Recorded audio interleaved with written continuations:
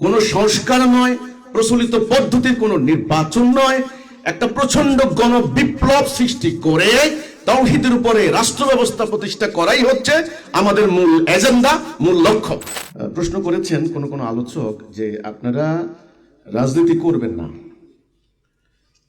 তবে আপনারা কিভাবে এটাকে রাষ্ট্রীয়ভাবে প্রতিষ্ঠা করতে চান বা চাইবেন।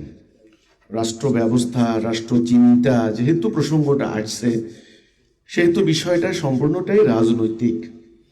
তো রাজনীতি করবেন না, তাহলে কিভাবে আপনারা সেটাকে রাষ্ট্র ব্যবস্থায় প্রতিষ্ঠা করতে চান।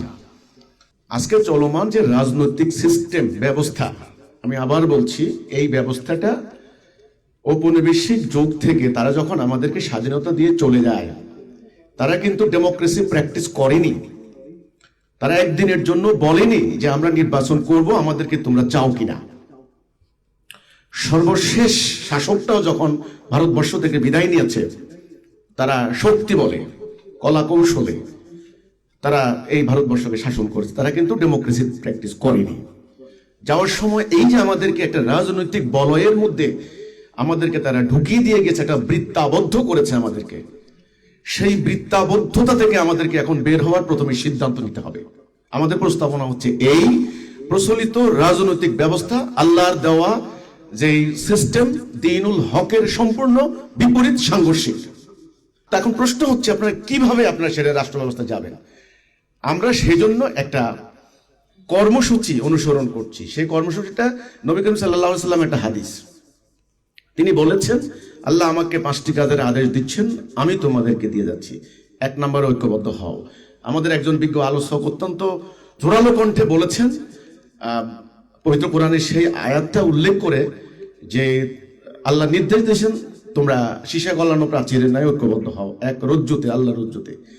সেখানে আমরা ধর্মীয় সংগঠনগুলি যদি ঐক্যবদ্ধ না হয়, তাহলে ইসলাম প্রতিষ্ঠা হবে কিভাবে? এই জন্য আল্লাহ প্রথম কর্মসূচি ঐক্যবদ্ধ হওয়া। আমরা চেষ্টা করছি তাওহীদের উপরে ঐক্যবদ্ধ করা। তাওহীদের উপরে প্রথমত এই জাতি তাওহীদ থেকে সরে গিয়েছে, এটা হলো আমাদের মেইন কনসেপ্ট। দ্বিতীয়ত, আমরা যারা তাওহীদের উপর ঐক্যবদ্ধ হবেন তাদেরকে আমরা ডিসিপ্লিন শিক্ষা দেব, এবং সেই ডিসিপ্লিন মিলিটারি ডিসিপ্লিন।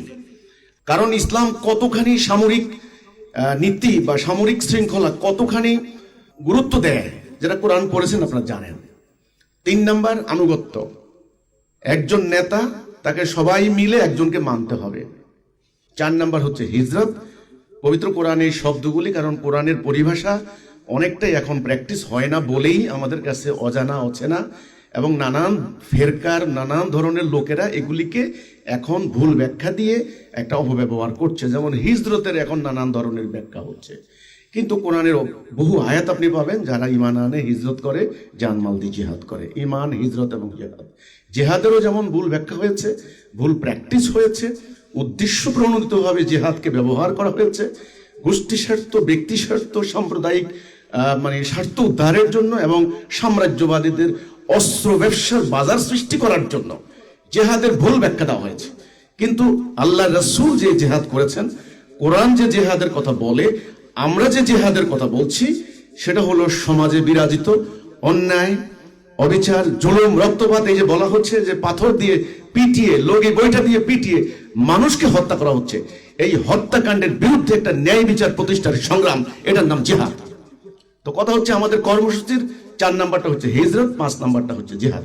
এই কর্মসূচির ভিত্তিতে আমরা জাতিটাকে ঐক্যবদ্ধ করার জন্য আমরা একটা গণসচেতনতা সৃষ্টি করার লড়াই করছি।